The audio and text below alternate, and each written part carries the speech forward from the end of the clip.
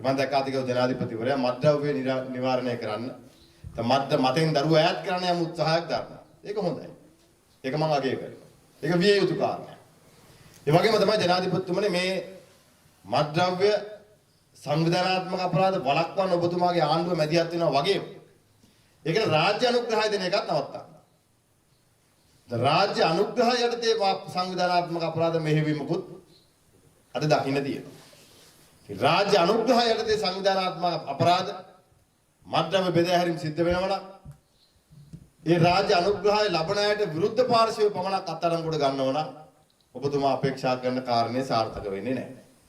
ඒක තමයි ඔබතුමා මේක අහන්න කැමති වුණත් අකමැති වුණත් ඇත්ත කතාව.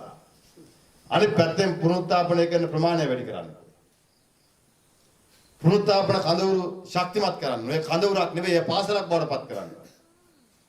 දවස් දෙකක් මත්ද්‍රව්‍ය පාවිච්චි කරන දරුවව පුනරුත්ථාපනය කළ සමාජගත කරලා රැකියාගත කරන්න.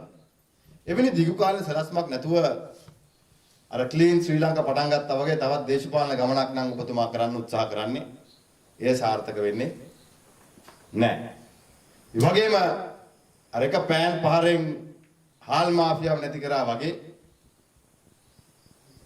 මත්ද්‍රව්‍ය ව්‍යාපාරات සංවිධාන අපරාධات නැති කරන්න ඔබතුමා උත්සාහ කරනවා නම් එක පෑන් පහරෙන් හාල් මාෆියාව නැති කරන්න ආපු ආණ්ඩුව හාල් මාෆියාව එක්ක තීන්ත ගන්නවා නම් මම දැක්ක මාධ්‍ය. එහෙම සමාජයක් ඇතුලේ එහෙම ආණ්ඩුවක් ඇතුලේ ඔබතුමාගේ න්‍යාය පත්‍රයේ හාල් මාෆියාව නැති කරා වගේ මත්ද්‍රව්‍ය සහ සංවිධානාත්මක අපරාධ මාෆියාව නැති කරන්න නම් තව ටික දවසකින් ඔබතුමාගේ ආණ්ඩුව ඇතුලේ ආයෙ මොක බෙදා හරින්න පටන් ගන්නවා.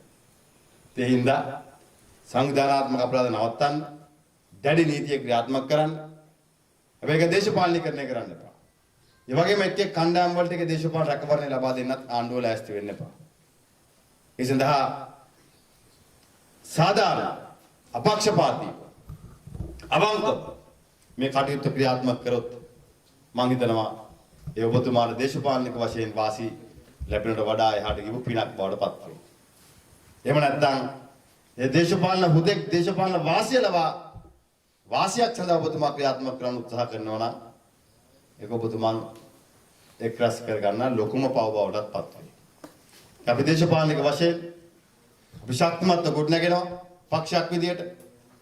අද ගම්මට්ටමේ මාතර දිස්ත්‍රික්කයේ වගේම ලංකා පුරාම ශ්‍රී ලංකා පොදුජන පෙරමුණ ශක්තිමත් දේශපාලන බලවේගයක් වාට පෙළ ගැහෙනවා. නොවැම්බර් මාසේ 21 අපි නුගේගොඩ රැස්වීමක් කරනවා. ඥාණ්ඩුව පත් වෙලා අවුරුද්දක් අසීමිත බොරු කිව්වා. අසීමිත බලාපොරොත්තු දුන්නා. රාජ්‍ය යාන්ත්‍රණය දේශපාලනීකරණය කරනවා. පොලිසිය දේශපාලනීකරණය කරනවා.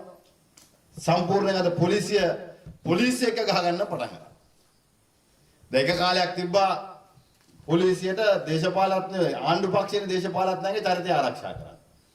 දැන් මම දැක්ක ගිය සතියේ නම් එක වෙනස් වෙනවා. දැන් පොලිසිය ඇතුළේම පොලිසිය ඉන්න අය ගැන පරීක්ෂණ කරන්න. මේ පොලිසියත් ගෞරවය ආරක්ෂා කරගෙන යන්න. පොලිසිය අවංක නිලධාරීන් ඉන්නවා. රාජ්‍ය සේවක අවංක නිලධාරීන් ඉන්නවා.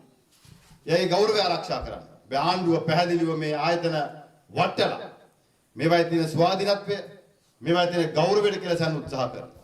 ඒ වගේම ආර්ථික ප්‍රශ්න විසඳුමක් දෙන්න ආණ්ඩුව මැදිහත් වෙන්නේ නැහැ. අද ආයෝජකයෝ ලංකාවට එන්නේ නැහැ.